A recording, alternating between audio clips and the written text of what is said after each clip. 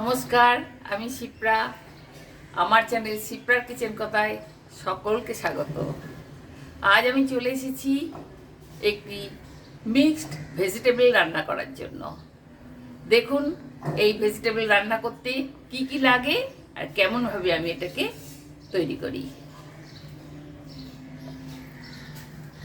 এতে লাগবে পনির, লাগবে আলু, গাজর, ফুলকপি, বিনস, এদিকে ক্যাপসিকাম, কিশমিশ, এটা ফ্রোজেন কড়াইশুঁটি নিয়েছি, আর মাখনা, আর লাগবে আদা টমেটো বাটা, আর এখানে আমি কিছু কাজু, চারমগজ, পোস্ত, অল্প একটু দই দিয়ে এটাকে বেটে নিয়েছি, আর আমি দেব একটু ধনেপাতা। তাহলে চলুন কিভাবে রান্নাটা হয় দেখে নিই। আমি কড়াইয়ে সামান্য একটু তেল দিয়ে মাখনাগুলো একটু ভেজে নেব।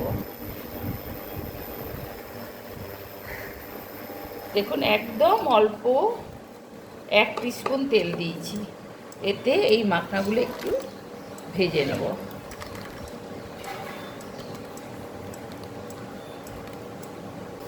এগুলো ভাজা হয়ে গেছে, এগুলো আমি ঢেলে দিচ্ছি। এবার একটু তেল দিয়ে দিচ্ছি,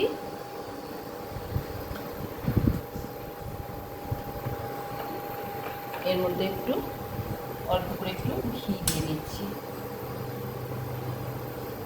একটু ঘি দিলে সবজির গন্ধটা ভালো হয়। এবার এর মধ্যে আমি পনিরগুলো আগে একটু ভেজে নেব।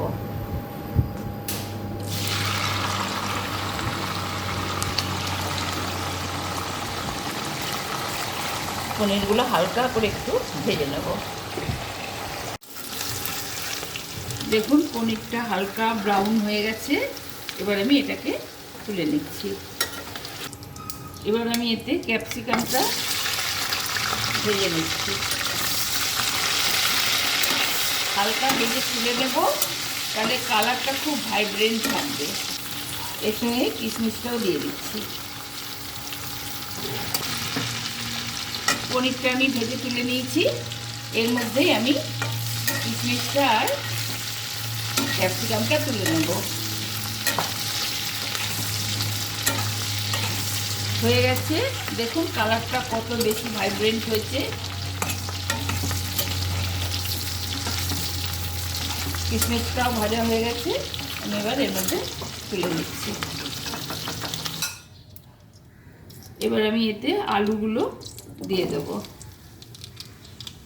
যে সবজি যত বেশি শক্ত সেটা সবার আগে দিতে হবে,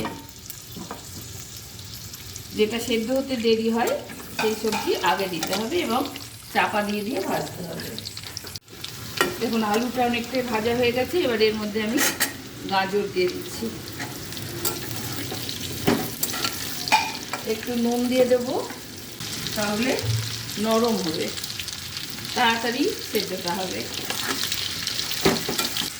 আমি এতে ফুলকপিটাও দিয়ে দিচ্ছি।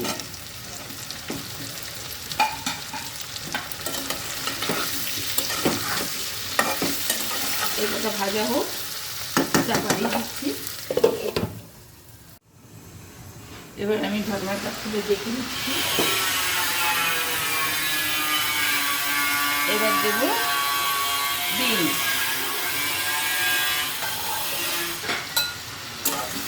বিনসটা দিয়েও আমি আরেকটু কষিয়ে নেব। এবার আমি সবজিগুলো আস্তে আস্তে তুলে নেব। এগুলো আপনি বয়েল করেও করতে পারেন, কিন্তু ভেজে করলে টেস্টটা অনেক ভালো হয়। এর মধ্যে আমি একটু গোটা জিরে ফোড়ন দিলাম,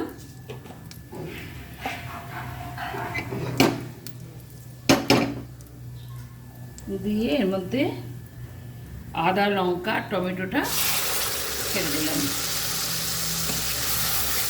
এটাকে ভালো করে কষাতে হবে আদা টমেটোর কাঁচা গন্ধ যাওয়া অবধি।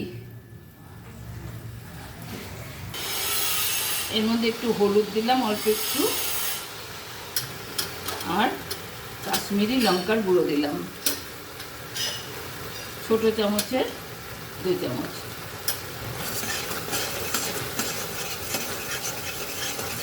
ভালো করে এবার কষিয়ে নেব। দেখুন একদম তেল বেরিয়ে এসছে, তার মানে এটা আমার কষানো হয়ে গেছে। এবার আমি এর মধ্যে কাজু, পোস্ত, চারমগজ বাটা, একটু দই দিয়ে বেটে নিয়েছিলাম, এটা এর মধ্যে দিয়ে দিলাম। এটাও খুব ভালো করে কষিয়ে নিতে হবে।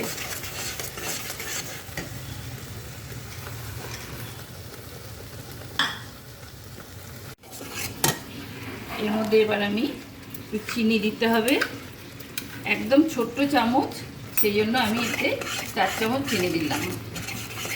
এটাকে খুব ভালো করে কষাতে হবে, কিন্তু এটা ভীষণ ফাটছে, একটু চাপা দিয়ে কষিয়ে নিতে হবে। কাজু দেওয়া আছে তো ওই জন্য খুব ছিট করছে, একটু চাপা দিয়ে কষিয়ে নেব। আমি একটু শাহি গরম মশলা দিয়ে দিলাম। দেখুন একদম কষে গেছে, পুরো তেলটা বেরিয়ে গেছে। এবার আমি এর মধ্যে সবজিটা দিয়ে দেবো। সবজিটা দিয়ে খুব ভালো করে এই মশলাটার সাথে মাখিয়ে নিতে হবে, যাতে সবজিটার মধ্যে মশলাটা একদম ঢুকে যায়। আর সবজিটা একটু শক্ত আছে, ওটাও নরম হয়ে যাবে। এটা আঁচ কমিয়ে একটু চাপা দিয়ে দিয়ে এটা করতে হবে। এবার আমি ঢাকনাটা খুলছি। দেখুন একদম কষানো হয়ে গেছে, তেল বেরিয়ে গেছে, সবজিও অনেক নরম হয়ে গেছে। এবার আমি এর মধ্যে একটু গরম জল দেবো। যে কোনো রান্নাতে একটু গরম জল দিলে টেস্টটা ভালো থাকে।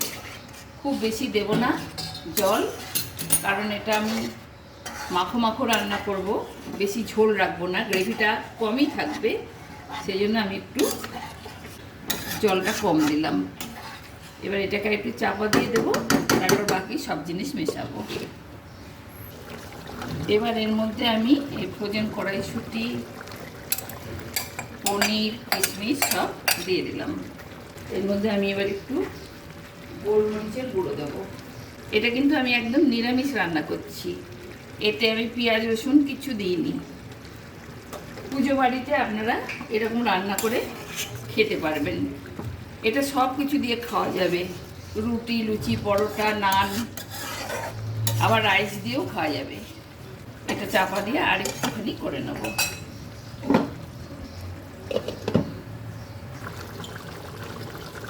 এর মধ্যে আমি একটু ময়দা গুলে, অল্প একটু ময়দা গুলে, 1 চামচ ময়দা গুলেছি, পুরোটা দেব না। এটা দিলাম কেন, এটা দিলে মাখো মাখো ভাত, মানে রান্নাটা ভীষণ মাখো মাখো হবে, জল কাটবে না, এই জন্য আমি এটা দিলাম। এবার এর মধ্যে একটু ফ্রেশ ক্রিম দিয়ে দেবো।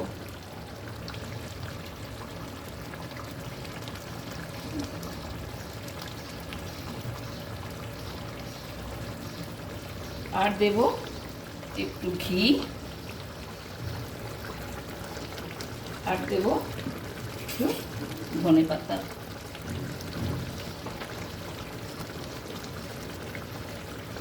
দেখুন তো কেমন দেখতে লাগছে, কত সহজে একটা সুন্দর রান্না হয়ে গেল।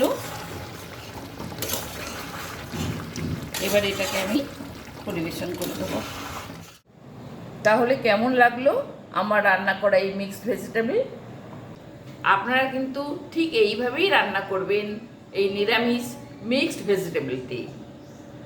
বন্ধুবান্ধবদের শেয়ার করবেন, সাবস্ক্রাইব তো অবশ্যই করবেন, আর আমাকে কমেন্ট করে জানাবেন আপনাদের কেমন লাগলো। পাশে থাকা বেল আইকনটি প্রেস করে দেবেন। তাহলে আসি, কেমন?